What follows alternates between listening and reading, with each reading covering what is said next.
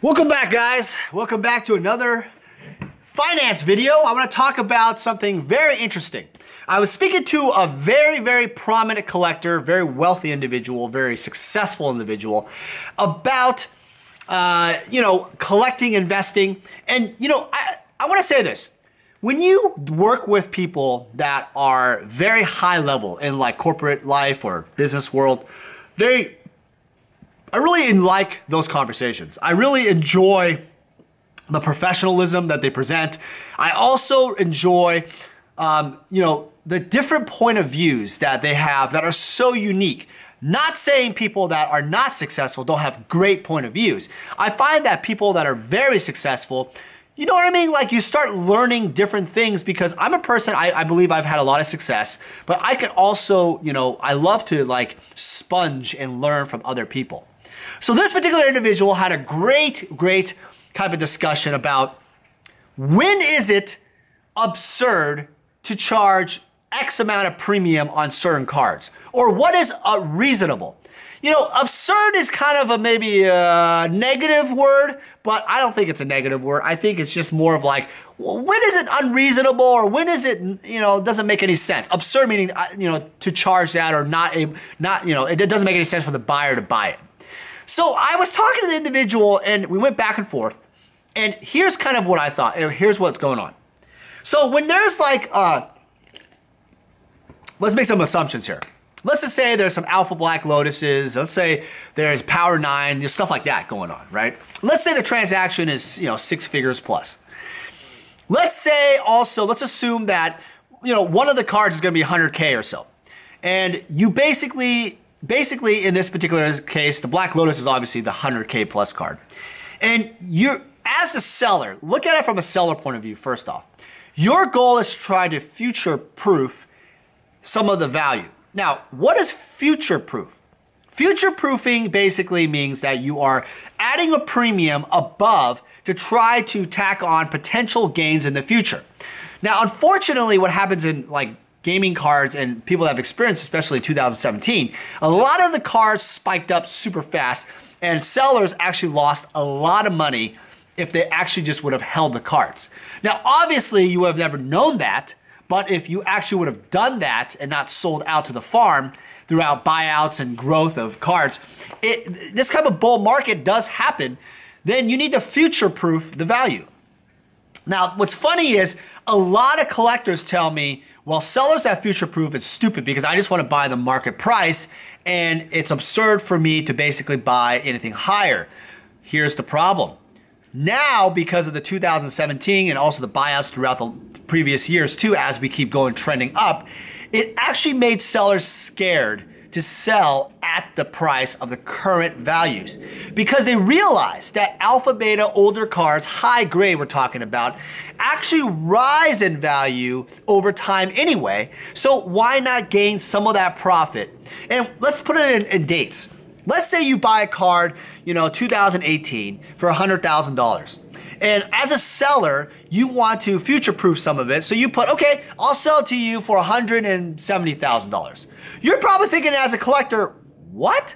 I mean, the last one sold, let's say for, $87,000 or $100,000, right? So why don't you just charge me $100,000? Or why don't you just charge me $100,000 less some fees or PayPal or, whatever, like a lower price? No, that's not how it works now in this collecting market. So the future-proofing thing does exist. I've seen it exist for a while. And with that in mind, the question then becomes to the collector, what is absurd? What is a ridiculous premium? Because what happens is the buyer actually now has to accept the future-proofing because the sellers have the advantage of saying, hey, I have the card. You must pay this price. Otherwise, I will not sell the card. Well, the thing is, you might think, well, damn, why don't you want an immediate sale? Why don't you just sell the card for what the buyer wants? So then he can get, you can make a sale, you can make a profit and buy other cards. Good point. But when it comes to, again, the caveat here is rare, expensive, high-grade collectibles, it is different because the supply is so low. As a seller, to get the raw copies, to grade them, to get high-end cards, it's very, very difficult. So you need a future-proof also supply of cards.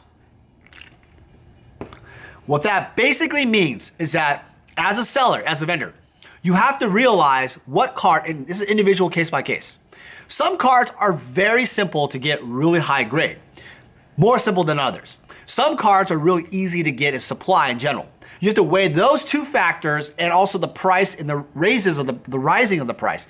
Because now you have to pay more, potentially even over time, to get that card. Case in point, Alpha Black Lotus. Alpha Black Lotus, look at the card. The card is, I don't know, sometimes $30,000 or so mint graded, right? 35, 40,000, depending on the condition. The Reset 9.5 basic sold for 87K on auction. There's obviously ones that have sold for more than that because there's better subgrade ones. So think about this. To buy a raw card as a vendor, you have to spend, I think the buy list at Star City is a low 12,500, 14,000. Let's just say they pay 15,000, something like that, right? Card Kingdom, because they always pay more. But that thing is, that's too low. Like I would pay like 20. I would beat Card Kingdom buy list and more all night long for a strong mint quality unplayed card. And that's my point, is that the market is very expensive to buy a raw card. 20,000, let's say 25,000 even. I've paid that. So the point is, if you buy a raw card for like $25,000 and you hope to get a 9.5, which will obviously give you 3-4x premium possibly, but the problem is, let's say you just get a 9, or let's say the shit hits the fan and you get an 8.5 or something, which doesn't really happen, but because you know what the card looks like. But you gotta be careful, right? This type of buying investment, principal investment, is so expensive. It's like buying a car. It's not like buying just like $1,000 card like back in the Wild West. We used to buy Alpha Lotuses for $1,000. It's like, oh, that's too much money. Ooh, no, $900. No. This is $25,000 for a raw card. So the future-proofing idea that I'm saying really, really comes to that effect. Look at the rarity. Again, look how hard it is, to grade this potential card. Is it possibly going to get like, bad subgrades, right? What if it only gets a basic? What if it just gets a 9? Will it get a quad? Is quads hard to get? Absolutely. Quads and quad pluses in the environment of cards is harder to get. Beckett has made it difficult with they've changed rotations of their graders. It's been difficult with some of their turnarounds. The graders are inconsistent and not trained in Magic cards in some way. So it's very difficult to get quads and quad pluses back in the day when there was a lot more experience with the graders that have rotated. My feeling is that there's a lot of rotation in the company, so you don't know what's going to happen, right? Right now it's a little volatile situation if you grade. So with those kind of variables, you got to keep in mind the absurd price that a collector might think of, 170K in this case, versus 100K, and you're asking for a 70K premium. What is the seller really saying? The seller basically is saying that, hey, I believe that this card is going to rise 170K plus maybe like double one day. What?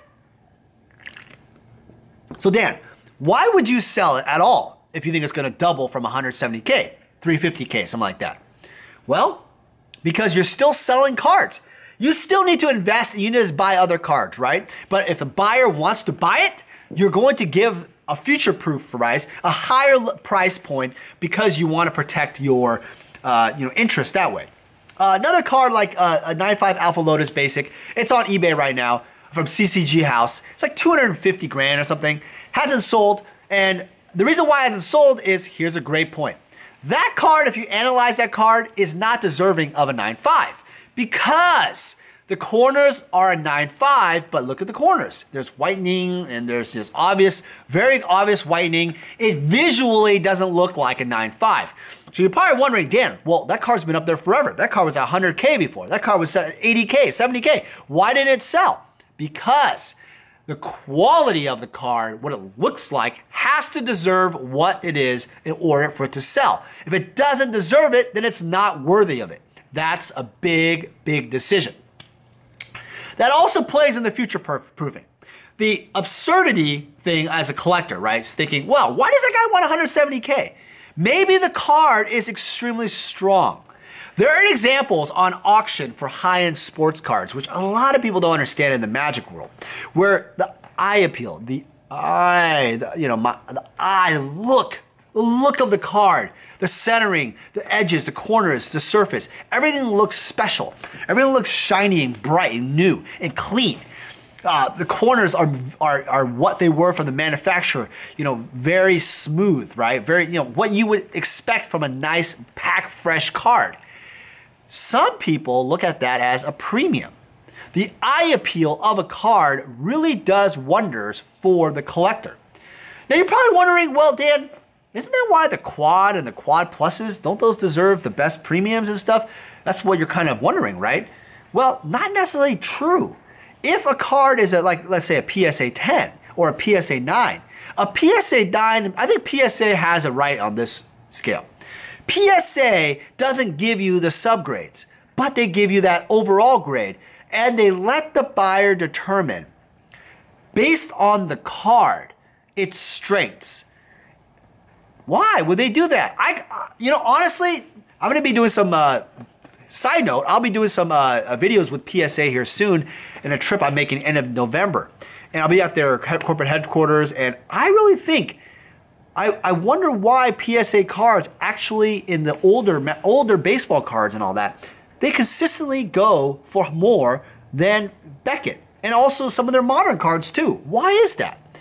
Even if there is a pristine type of qualifier possibility. I think because it's the eye appeal. It has to be the eye appeal. It has to be the look of the card. And it gives that collector the ability to really analyze the card rather than looking at some third party and what they say, oh, corners are 10. But the corners aren't 10. There's like little white spots. How can it be a 10 or a 9.5? How can that be? So that's why I think PSA over time could what do you call it? The prices might go much higher because of the consistency and the eye appeal factor that's really important for cards. Back on track. So that's another thing I have to say is that when you talk about future proofing, look at the quality of that particular card. That's very, very critical. Obviously, as a seller, you're always going to be saying, hey, look, I want to get the best, most money out of for my card. The collector is going to say, no, I want to pay as little as possible. You need to find the median, the happy median, where the collector and the buyer, the collector and the seller come together, and there's an equal weight win-win opportunity. And generally you can look at that if the buyer actually is willing to negotiate further, because the seller generally is always going to want more money. And if the collector is not willing to budge on their spend, they're never going to get the card. And if they start using eBay auctions on your ass and they start telling you, hey, this one sold for this, so that means it sold for way less than what the market is, so that means that it must be that price. They're using prices of eBay. That's a really bad sign of what to sell it for. As a seller, be wary. Do not just sell a very, very rare card just because something sold on eBay, for a certain price. Another case in point. Recently, I think 2 or 3 weeks, like 2 or 3 months or 4 months ago, there's an auction for like a Quad Plus Alpha Ancestral Recall. The card was, it was okay. I don't know if it was a Quad Plus, but it sold for about $30,000 or so, I think, something like that. Recently, I just sold one that was a quad for more. And you're probably wondering, how in the world is a quad more than a Quad Plus? Why would this, is the buyer an idiot? Is the buyer stupid? Absolutely not. The difference is that the buyer is looking at the card. They're not looking at the subgrades and the grade. They're willing to put more money on the line because they believe that card is better than the Quad Plus. What? The grader was wrong? How could they? What the hell's going on? Please, someone call the police. That's the truth, guys. You need to understand that it's not just salesmanship or whatever you want to call it. It's not because Daniel's ripping them off or future-proofing too much. It's absurd. It's because there are cards that are better than the quality that are of the current grades now. That's what's sick and crazy. You need to be aware of that. I hope you guys learned something about the future-proofing thing. I know it's a very complex topic.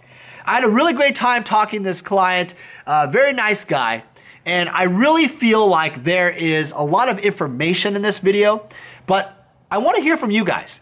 Have you guys ever increased the value of card prices or boxes, or let's say collector's edition or international edition, because you feel like they're going to go up? You know, like, for example, let's say the boxes of a collector's edition international, you want, 13, 15 grand. And do you future-proof those and sell them for 20 grand? And you just say, no, I don't want to sell them unless I get that price.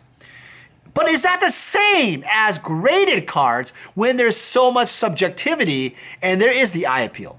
Because when there's a sealed set, a sealed box, let's say, of Legends or Antiquities, that's still the same box, even, assuming that the box is the same quality. Is that necessarily the same concept as a graded card, a high-end graded card? I would say absolutely not. When it comes to high-end graded cards, there is such variation in the meticulous nature of grading and cards versus boxes or sealed collector's edition or international sets. There is nothing really special about the grading of those boxes other than the fact that they're not ripped, there's no holes, they're sealed, that's it, right? There's no dings, they're not scratched up. But really the cards inside are still mint. They're still sealed, right? They're still in the booster pack. So really, is there really a premium for that? I do agree for like beta or alpha booster boxes that are opened, right? Because they weren't really sealed back in the day. The packs have to be clean. There is a premium on packs that are really high quality, obviously unsearched, stored really well, right? Those should get a premium. All right, guys, I hope you guys learned something about future-proofing, about investing, about finance, about thoughts about this high-end collector's mind. I think it's a fascinating subject. Put in the comments below what you think. I hope you guys have a great day, and thank you for watching the video. Take care.